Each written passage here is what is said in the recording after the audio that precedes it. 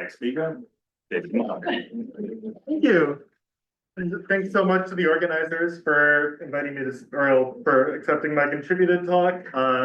My first time really on the ground in the UK or the island of Ireland, and Belfast is a city I've long wanted to visit after, kind of studying its history and politics somewhat. And this has been a really fascinating week, and it's been a wonderful conference so far, and I'm just so grateful for the opportunity to be here. I have a QR code to these slides. They're also on my website, and also because this is well, I've been told not even the dimmest projector at the university, but certainly the dimmest projector I've ever encountered. I'll just note there's a little scrap of paper on the front here with Zoom information that I've been using to watch the slide for most talks. And I won't be offended if you cut in front of me to grab it. This is joint work with a couple people who are in this room and a few people who aren't. Those being Mike, we got to Mel, who's at Illinois, Nelson is in this room, Kurt, who is at Melbourne, Danica in this room, and Guoji Yang, who's at Notre Dame and next year at Shanghai. We do not have a pronounceable acronym, so together we are Mike's Transfer Troopers. This is a picture of us where the greatest proportion of our eyes is visible. I totally recommend all group pictures be taken directly looking into the sun. And you'll notice that I appear to have just discovered the concept of standing in basically every group picture. But this group was formed as a part of the 2024 Homotoppical Combinatorics MRC, as Angelica mentioned, which was a genuinely career-changing opportunity for me. We all went up to Beaver Hollow, a conference and resort center in Java Center, New York. Yes, that is how it's pronounced. This is the full group photo for the Homotoppical Combinatorics MRC. Well, a number of luminaries in this room are somewhere around here. And this was an incredible opportunity, both because of the people that were involved and the space it provided us, where we had ample workspace. It was basically like an adult mathematical sleepover. Here's us in the Mallard room, Mike's Transfer Troopers, that is. And we've covered the walls with the large post-its that Angelica mentioned as well. And this was really the whole building. One bizarre quirk of this place, we were sharing our campus with the biggest loser Niagara resort. This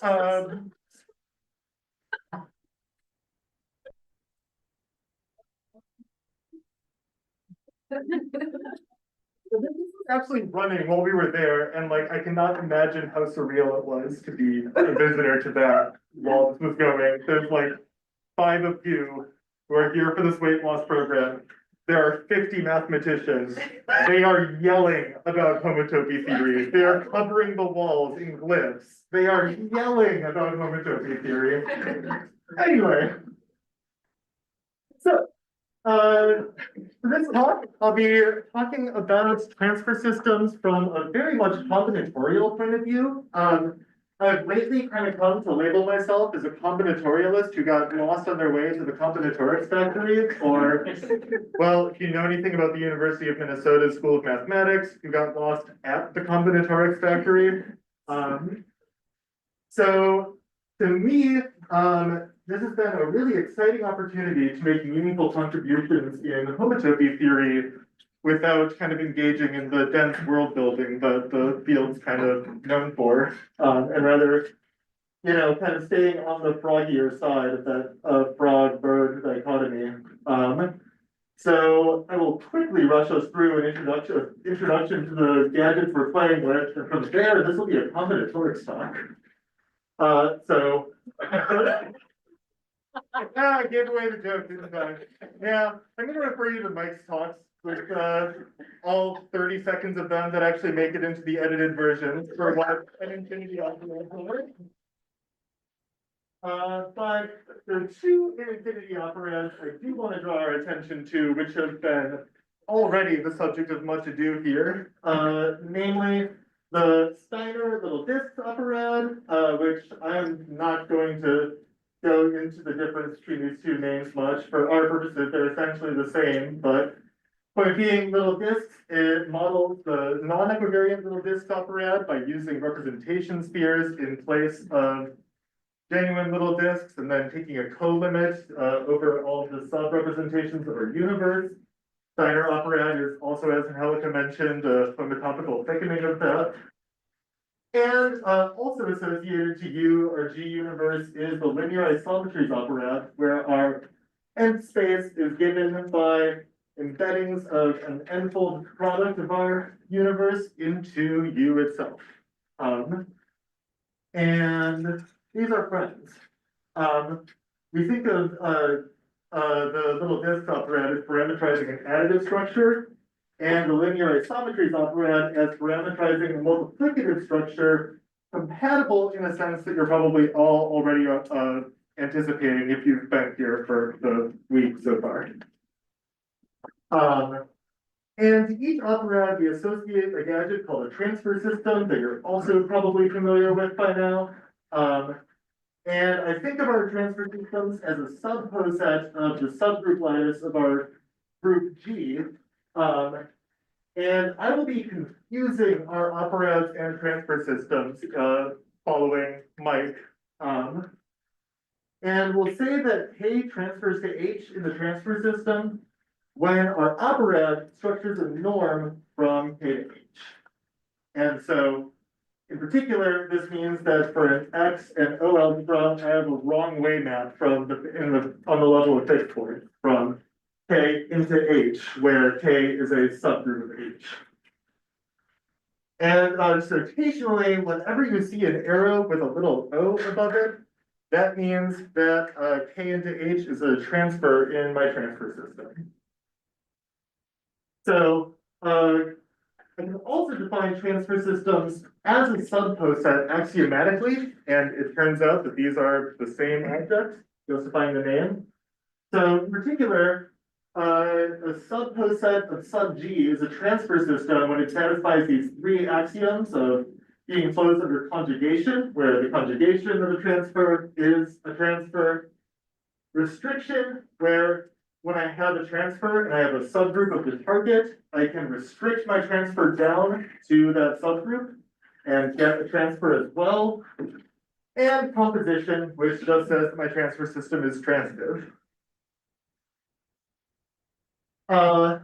And when I look at all of the possible transfer systems of our fixed finite group G, these themselves form a poset under refinement, where I would consider the least transfer system to be the one with no transfers, and the most transfer system to be the one with all the transfers. Here's the folds transfer lattice for CPQ, and all of our covering relations on those. And it's a theorem of a bunch of authors. I think I have a longer list than Mike had for some reason, so probably I'm missing some of the story, but that justifying our confusion of the two, up to homotopy, our n-infinity operads are fully determined by their transfer system, and in fact, there's an equivalence of categories between our homotopy category and infinity operads and the transfer lattice on G. Introduced by Blumberg-Hill, as has been the topic of much discussion as well, we can form a bi-incomplete Tambara functor as a pair of n-infinity operads, i.e. transfer systems, when they satisfy a certain compatibility condition. And as has also been mentioned in David Chan's thesis, David gave that compatibility condition in explicit transfer system theoretic terms.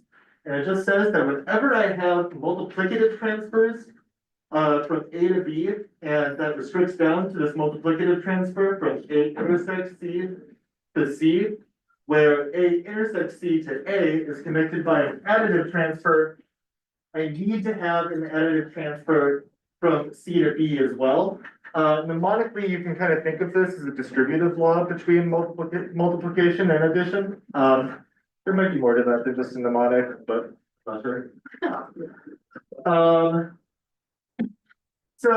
I'll focus on two particular types of transfer systems for the remainder of this talk. So given a relation R on the subgroup lattice of G, we're finding inclusion. I say that the transfer system T of R is the one generated by R, is the smallest transfer system containing R. So generated by all it is the intersection of all transfer systems containing it. And I think Scott mentioned Rubin's algorithm, which describes explicitly how to generate that. We do use it in our paper, but not really in this talk. And so with that in hand, I say that O is disk-like when it's generated by transfers to the whole group G.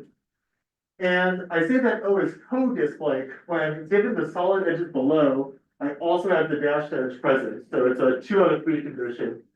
And okay, fine, saturated. I will not actually use the terminology co-disk-like. And it's a fact that justifying the name, the little disks operad is disk-like, and the linear isometries operad is saturated.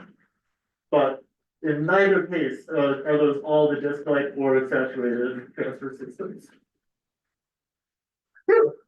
So that is enough definitions for us to state our question.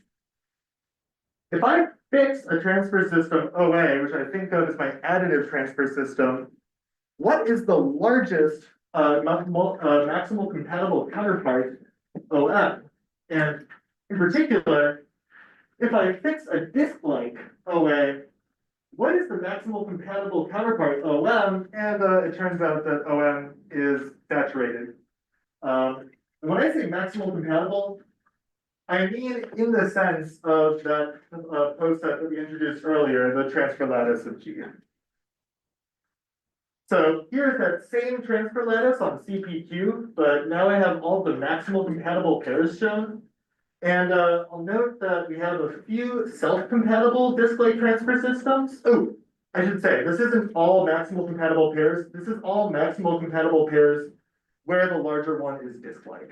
And I'll notice that, yeah, we have a few self-compatible disk-like transfer systems here, those being these singleton circles, as well as a handful of transfer systems which are neither disk-like nor the maximal compatible counterpart to any disk-like transfer system, as well as one in particular, which is the maximal compatible counterpart to a handful of transfer systems, and none of these properties are special to CPQ. They turn up all the time. And it turns out there is something, oh, wait, my bad.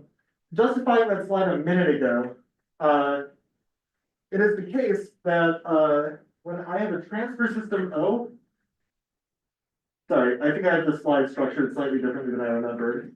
I would define, given a transfer system O, the saturated hull as the smallest saturated transfer system containing O. And justifying the slide a minute ago, it's the case that when I take a saturated hull of compatible counterparts to a disk-like transfer system, this retains compatibility, and the proof of this is really straightforward. And so that tells us that the maximal compatible counterpart is always saturated. And what's more, if I let O be a G transfer system, if O is saturated, then it is always self-compatible. And whoops, I think I used to have the proof of this on this slide and omitted it for time. So I'll just say the proof is pretty simple. It's an easy exercise with working with saturated transfer systems. And this completely explains the singletons in that transfer lattice for CPQ. Those are exactly the transfer systems which are both disk-like and saturated. So because the maximal compatible is always contained within the original system, those are necessarily our maximal compatible counterparts. So our first kind of concrete progress towards characterizing that maximal compatible comes from a psychological switch up of thinking in terms not of the maximal compatible itself, but its complement within OA. So I'll let OA, OM denote a maximal compatible pair with OA disk like, which will be a standing assumption for us. And I can characterize all the transfers which fail to survive to OM the following way. The complement of OM in OA is exactly those transfers which restrict into this configuration, where I have my transfer A to B restricts into two of the sides of a compatibility failure, where my third side is present, but my fourth is not. So, quick slogan for this is that the transfers in the complement of the maximal compatible counterpart are those which restrict into a compatibility failure. And so this is great. This gives us a method of computing the maximal compatible counterpart to a given transfer system. You just check every edge for whether it restricts into something like this. The downside, though, is that as soon as your subgroup lattice gets particularly big, that is a lot to check. And becomes computationally unreasonable past a certain order of group. And ideally, we'd like a cleaner condition. And we have one that we have not found a counterexample yet, not found proof for. So hopefully the following is true. In all of the disk-like transfer systems we know that we've checked, it's actually the case that not only does an edge in the complement A to B restrict into a compatibility failure, it itself is the top edge of a compatibility failure. So if this is true, this would simplify matters quite a bit. So conjecturally, the slogan would then be, the transfers in the complement of the maximal compatible are those which participate in the compatibility failure. And the reason this is so much easier is, I mean, suddenly now we only have to check the subgroups of B instead of all of the possible, we only have to check the transfers into our domain A rather than all of the subgroups of B for whether we have a compatibility failure. And so a lot of the rest of the talk will be oriented towards giving evidence for and strengthening this conjecture.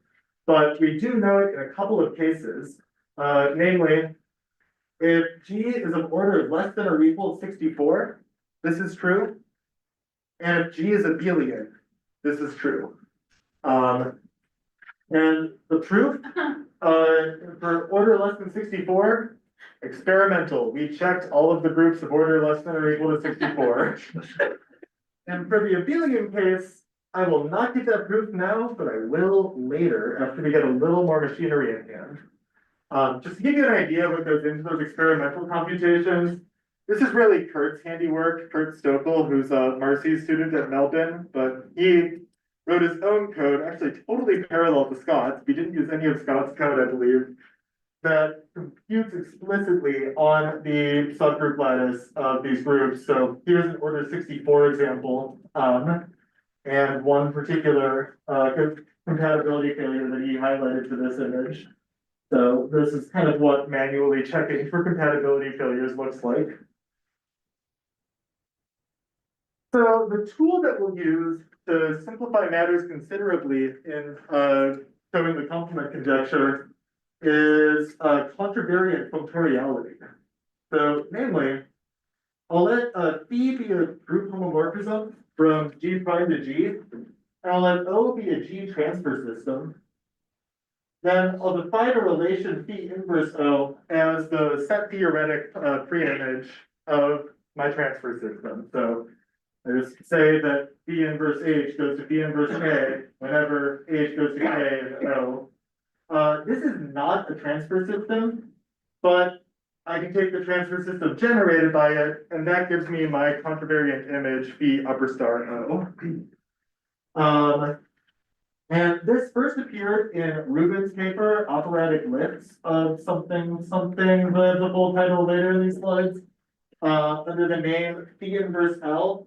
And phi inverse L came with three friends that formed two adjoint pairs of functors associated to any group homomorphism. We do have things to say about the other three, but this is the one that was actually like useful to us, so that's the one I'll focus on. So describing what this does pictorially in really concrete terms. So this is my subgroup lattice for the domain, the subgroup lattice for the target, and I always draw my subgroup lattices so that the trivial subgroup is down here and the full group is up here because I'm the same person. And so, sorry, Natalie. Natalie did explain to me why she does that, and her reasoning does make sense. I kid. But I'll draw in these subgroup lattices, the sublattices consisting of the image of my homomorphism P and its co-kernel. So this would be image of P at this upper kernel and the kernel of P at this bottom corner. These actually form intervals in my lattices. And by one of the isomorphism theorems, these lattices are isomorphic. And so when I take my transfer system O on sub G prime, what I'm doing is restricting it down to the image of B, then mapping that isomorphically back up to co-kernel of B to get my set theoretic preimage, B inverse. And then I generate that down from the co-kernel to get my full transfer system B upper star O. And surprisingly difficult to show was this theorem that maximal compatibility gets along well with this functor. So in particular, if I have a transfer system O on G prime, if it's disk-like, so is its inverse image. And if it's saturated, so is its inverse image. Secondly, if I have a compatible pair where my multiplicative counterpart is saturated, so I'm not assuming these are maximal compatible, just compatible in general, then pulling back by P retains that property. This might be true without the saturated hypothesis. I don't know of any counterexamples, but the proof that I do have for this sharply relies on that saturation hypothesis. So for now, that's what we got. But in the case of a maximal compatible pair, I'm inconsistent about whether this is an adverb or not. Oh well.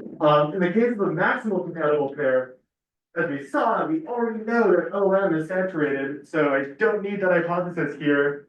And so B star retains maximal compatibility on the nose. That is preserved. And the proof of this is very involves just like really just playing around in the subgroup lattice for hours at a time, but I'll give you some idea of how it goes. We'll use an Epimono factorization to break this into injective and surjective cases.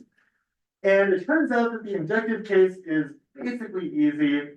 And so the hard part is the surjective case. So we'll specialize in the case where our homomorphism is from G onto G mod n for some normal subgroup n. And in that case, we get a key lemma that states that that characterizes the transfers in Q upper star O completely. Namely, if I look at an arbitrary edge in sub G, A to B, it's in my Q star O, if and only if, one, when I multiply that edge by n, I get a transfer in that set theoretic preimage. And two, my edge is a restriction of that transfer. So that's that condition A n cap P equals A. And this is actually super helpful. This is what does most of the work of proving this theorem. And came from, so Mike moved to my university last semester, and I got like one 45-minute period of talking math with him. And this lemma is what came out of that. And like, you know, one 45-minute period in Mike's office was worth hours and hours and hours by myself, it turned out. So the first two statements of that theorem, that disk-like and saturated fault are preserved, and that compatibility is preserved with the saturation hypothesis, follow from the lemma. And the third follows the lemma plus that proposition we gave characterizing the maximal compatible in terms of the complement. One consequence of this, well, question that's easily answered. When O is disk-like, how do I detect when it's in the image of Q upper star? And the answer is that it's in the image of Q upper star when N is contained in the intersection of all of the disk-like transfers in that system, where I mean disk-like as an adjective just mean to the full group.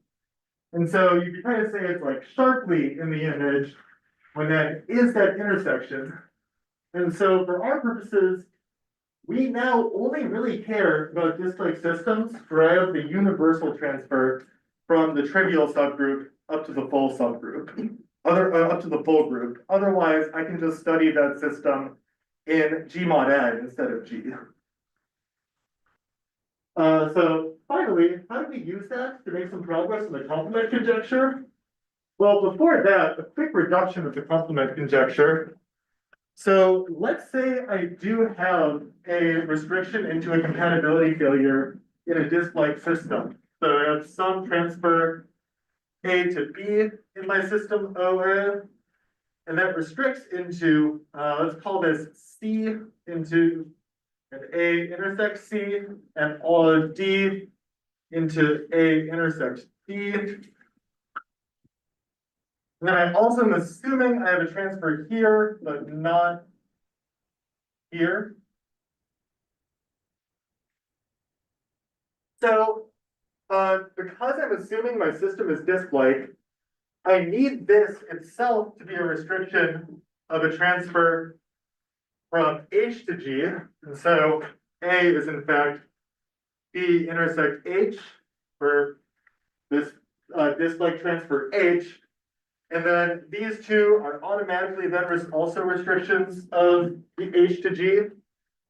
This one, however, also needs to be a restriction of a disk-like transfer. So, okay, let's actually call that H1. Then I have another disk-like transfer H2, such that A intersects D can also be written as A intersects C intersect H2, so that this transfer is a restriction of this disk-like transfer. And what that tells me is that if I have this compatibility failure in any disk-like transfer system containing these two disk-like transfers, I also have that same compatibility failure in the transfer system generated by these two disk-like transfers. And so, if I want to prove the complement conjecture for a fixed group G, it's enough just to study all those disk-like transfer systems generated by two or fewer disk-like transfers. And this proposition is not called good equals Q good, because that's a bad name, but that is what we've been calling it internally. And Kurt had a whole story about how Marcy named something good, and then that terminology propagated, and she completely regrets it now. So this is not called good equals Q good, and it's Kurt's fault if it ever does get called that. And by Functoriality, we also only really need to care when we have the universal transfer. And so combining these two thoughts, we can make the assumption that the intersection of all of the conjugates of our two disk-like generators is trivial. And so this is the key idea to the proof that when G is abelian, the complement conjecture always holds. So, namely, in this picture I just drew, what is the intersection of the conjugates of my disk-like generators H1 and H2? Well, when G is abelian, conjugacy is trivial, and so that assumption is that the intersection of H1 and H2 is in fact trivial. That gives me transfers from E to H1 and H2 by restriction, and then the full group as well by composition. And I assume that this transfer comes from restriction from H1, And so this transfer also comes from restriction to H1. So this is D intersect H1, but hey, I have that this is contained in H1, and I have that this is contained in H2. And so in fact, this has to be the trivial subgroup by that assumption. And so, because that is the trivial subgroup, well, I mean, kind of treat the trivial subgroup like a live wire. Once you touch it, everything is electrocuted. And so I have transfers up that restrict down from the transfer to the full group. And in particular, I get a transfer from the trivial subgroup to A. And so extracting out a portion of this diagram, I have that my edge from A to B now sits in a compatibility failure E to D, where E is in fact A intersects D. It's shown that the trivial subgroup is the intersection of A and D. And I know that D can't transfer to B, because if D did transfer to B, then that transfer would restrict to a transfer from D to C, contradicting our assumption that it's not there. And so, by our assumption that A to B restricts down to a compatibility failure, we can infer that it participates in a compatibility failure. And that's the proof. And the talk.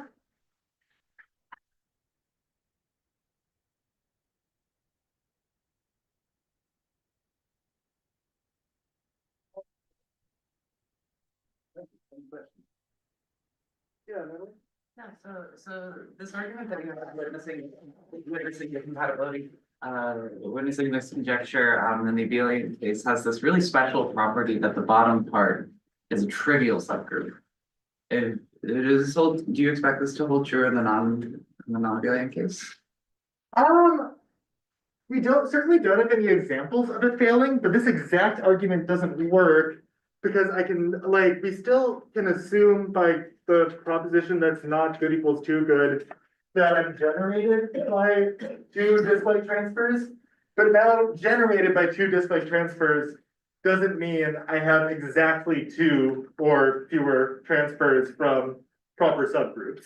So, yeah, I get that this gets replaced with the intersection of the intersect H1, intersect H2, G. And yeah, that is harder to work with. So, probably, but I don't know what the argument would be. I don't think this exact argument would carry over even with modification. That's fair. Thank you.